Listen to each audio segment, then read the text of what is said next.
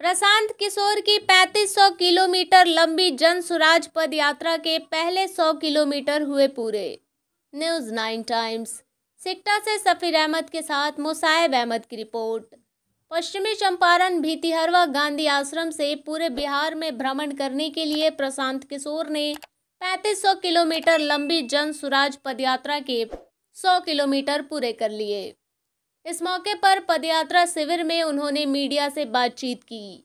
पदयात्रा का अनुभव साझा करते हुए प्रशांत किशोर ने बताया कि वे पदयात्रा में रोज लगभग 15-20 किलोमीटर चलते हैं और जब 15 से 20 पंचायत का भ्रमण हो जाता है तब एक जगह रुकते हैं ताकि जिन पंचायतों से पदयात्रा गुजरी है वहां के स्थानीय जन समस्याओं पर लोगों से मिलकर उसे सुनकर समझकर उसे संकलन कर पंचायत आधारित ब्लूप्रिंट बना सके।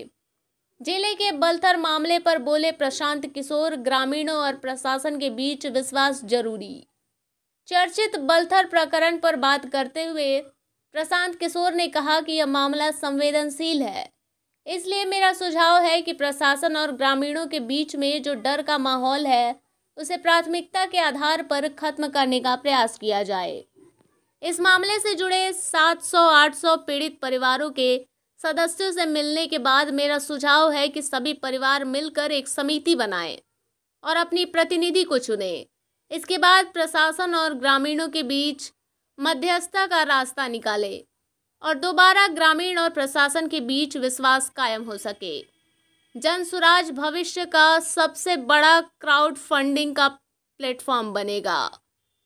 जन सुराज पदयात्रा के लिए पैसा कहां से आ रहा है, इस सवाल का जवाब देते हुए प्रशांत किशोर ने कहा कि पिछले 10 सालों से मैंने जिन नेताओं और दलों के लिए काम किया, जिनके भी जीत में अपना कंधा लगाया, वे सभी लोग बिहार में हो रहे इस नए प्रयोग में हमारी मदद कर रहे हैं। इसके अलावा हम लोग क्राउड फंडिंग के लिए भी एक बड़ी व्यवस्था खड़ी कर रहे हैं।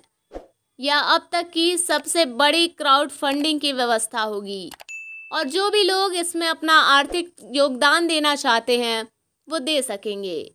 जनता के सहयोग से ही जन सुराज अभियान को आगे ले जाने का प्रयास है। शिक्षा के क्षेत्र में, स्वास्थ्य के क्षेत्र में, विकास के क्षेत्र में, रोजगार के क्षेत्र में, कृषि के क्षेत्र में लोग देते हैं, उसको भी हम लोग संकलित करते जा रहे हैं। क्योंकि पदयात्रा का जो तीसरा उद्देश्य है कि जब पदयात्रा खत्म हो तो बिहार के विकास के लिए जो 10 महत्वपूर्ण पहलू हैं, शिक्षा, स्वास्थ्य, कृषि, आर्थिक विकास, ऐसे 10 महत्वपूर्ण क्षेत्रों पे 10 साल का एक विजन डॉक्यूमेंट बनाया जाना है, जिसमें लोगों का इनपुट हो, लोगों के सुझावों को शामिल किया गया हो और उन क्षेत्रों के विशेषज्ञों को उसमें जोड़कर एक 10 साल का विजन डॉक्यूमेंट बनाया जाए, ताकि जनता के साथ ये साझा किया जा सके कि भाई अगर मौका जन सुराज को मिलता है, जन सुराज के पास वो अवसर कभी आता है, तो जन सुराज के लोगों को ये पता होगा कि हर पंचायत में कौन सा काम करना है,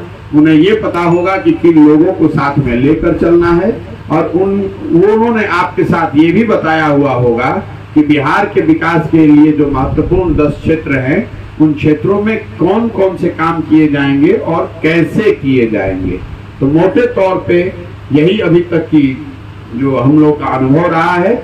2-3 बातें जो मैंने अनुभव, जैसे लोग ये बताते रहे हैं कि भाई आप पदयात्रा में जाइएगा तो नया आपको क्या पता चलेगा। मैं आपको बता रहा हूँ कि हर दिन कुछ न कुछ सीखने को मिलता है।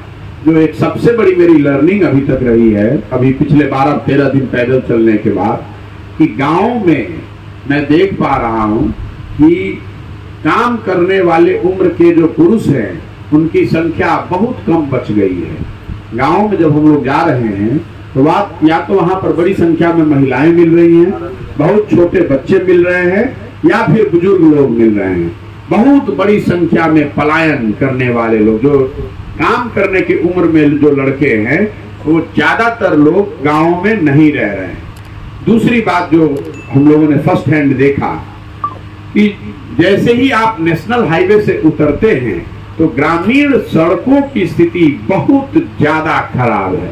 एक ये भावना जो लोगों की बन गई है कि पिछले इस अभी की जो नीतीश जी की सरकार, इसमें सड़कें बन गई हैं, ऐसी बात नहीं है।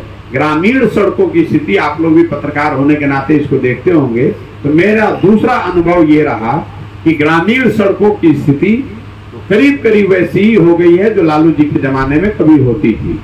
तीसरी बात जो हम लोगों ने देखा कि बिजली को लेकर, बिजली बिल को लेकर बहुत बड़ी संख्या में लोग शिकायत कर रहे हैं।